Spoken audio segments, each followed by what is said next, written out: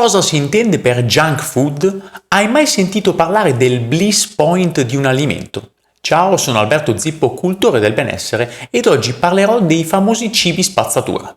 Prima di iniziare, se questi argomenti sono di tuo interesse, iscriviti al canale così da non perderti i prossimi video che pubblicherò. Ora, bando alle ciance, volume a palla, partiamo!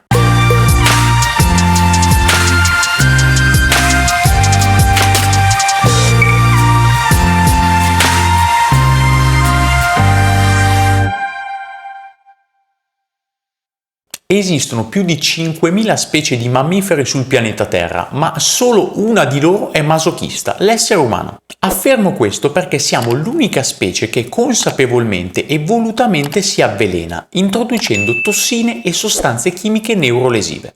Per quale motivo dico questo? Analizziamo questi fattori. Punto numero 1. Quale mammifero, a parte noi, si alimenta con cibi processati?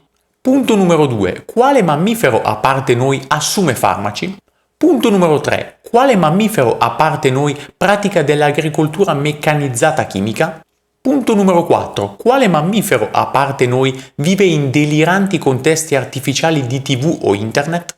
Partiamo dal fattore 1, l'argomento a me più caro, il cibo, anche se come vedrai i 4 fattori sono tutti collegati e verranno analizzati in questo video. Da anni l'alimentazione è cambiata all'interno delle case di tutti noi. Collegandoci subito al fattore numero 4 che accennavo prima, ovvero TV ed internet, è evidente che ci sia stato un cambiamento importante nella nostra spesa alimentare. Dalla mattina alla sera, se accendiamo la TV o semplicemente navighiamo su internet, vediamo pubblicizzati sempre i soliti prodotti. Alimenti che ci fanno guadagnare tempo, semplicemente da scartare e poi da scaldare al microonde.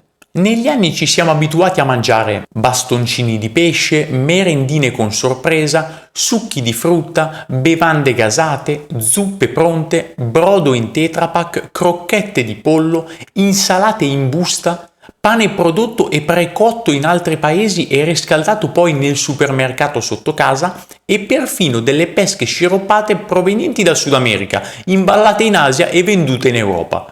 Siamo sicuri che sia saggio alimentarsi in questa maniera per guadagnare 30 o 60 minuti in un giorno? L'elenco degli alimenti potrebbe continuare all'infinito, ma le caratteristiche che accomunano il cibo industriale sono sempre le stesse. Parliamo di alimenti prodotti con materie prime di scarsa qualità con un elenco di ingredienti solitamente lungo e poco chiaro. Spesso si tratta di cibi prodotti lontano da dove vengono consumati con un impatto devastante sull'ambiente.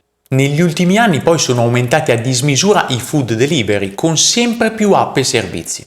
Solo nei primi 3 mesi del 2018 oltre 3 milioni di italiani, circa l'80% in più rispetto al 2017, sono ricorsi ai food delivery. Più 34% invece gli acquisti alimentari online nei primi 6 mesi dello stesso anno.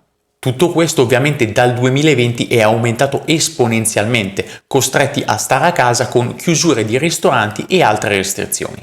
A causa di tutto questo siamo arrivati a crescere una generazione a cibo pronto, ma con quali conseguenze? La tendenza americana del trash food ha conquistato anche l'Italia, con effetti dirompenti sulla salute e per il sistema sanitario, con un costo stimato tra 6 e 16 miliardi annui. Di conseguenza tutto questo ci porta a collegarci al fattore numero 2 che ho citato in precedenza, i farmaci. L'eccesso del consumo di cibi contenenti ingredienti malsani ci porta ad avere sempre più patologie, con corpi deteriorati sempre di più da questo eccesso di prodotti chimici.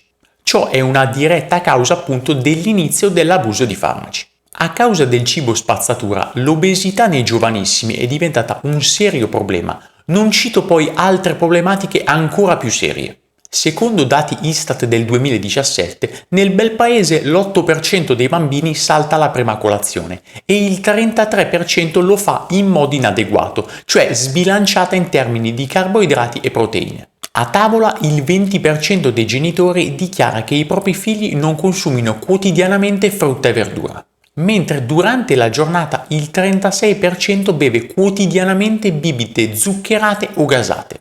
In uno studio anch'esso del 2017 a cura dell'Osservatorio Nazionale sulla Salute, il 21,3% del campione è risultato in sovrappeso e il 9,3% obeso.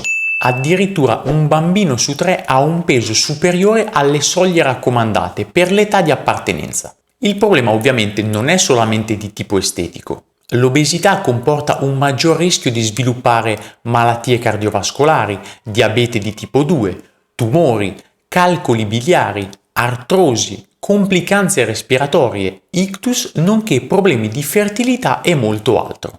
La tendenza a preferire il cibo pronto ricade anche sulle scelte alimentari che facciamo per i nostri figli, complice il poco tempo per cucinare. E così via alla cotoletta precotta, alle patate a forma di topolino e all'onnipresente merendina, compagna fidata del bambino sin dalla colazione. Tutto ciò passando per il break scolastico di metà mattina fino alla merenda del pomeriggio. Che sia dolce o salata, i suoi ingredienti principali sono grassi vegetali di bassa qualità, farine raffinate, zuccheri ed una percentuale di additivi chimici di varia natura. Tutti questi cibi, per sfortuna nostra, ci appagano molto di più rispetto a una semplice insalata e ci invogliano a non smettere di mangiarli. Il motivo è molto semplice. Hai mai sentito parlare del bliss point di un alimento? Di questo te ne parlo tra pochissimo. Prima però ci tengo a sottolineare che i cibi sono in grado di generare una grande produzione di neurotrasmettitori, in particolare la dopamina. La dopamina fornisce un grande senso di piacere che però non si accumula nel corpo. Per questo motivo, per ottenere sempre la stessa sensazione di piacere, bisogna mangiare una quantità abbondante di questo tipo di alimenti, oppure mangiarli frequentemente. Ed ecco che arriviamo al famigerato bliss point. Con questo termine si intende il punto di massimo gradimento sensoriale. In parole povere si tratta del perfetto mix tra zuccheri, sale e grassi, che rende assoluta la gradevolezza di un alimento o di una bevanda. Le industrie alimentari studiano costantemente il corretto bliss point dei prodotti che poi vanno a commercializzare, rendendoci sempre più dipendenti da questi alimenti. Per questo motivo molte persone non riescono a rinunciare a certi junk food, come ad esempio le merendine confezionate. Quest'ultime, nate negli anni 60, sono passate da un consumo di 40.000 tonnellate del 1970 a oltre 200.000 tonnellate degli anni 2000. Le merendine sono un concentrato di grassi trans e grassi saturi, derivanti da oli a basso costo e ad alto impatto ambientale, come ad esempio quello di palma.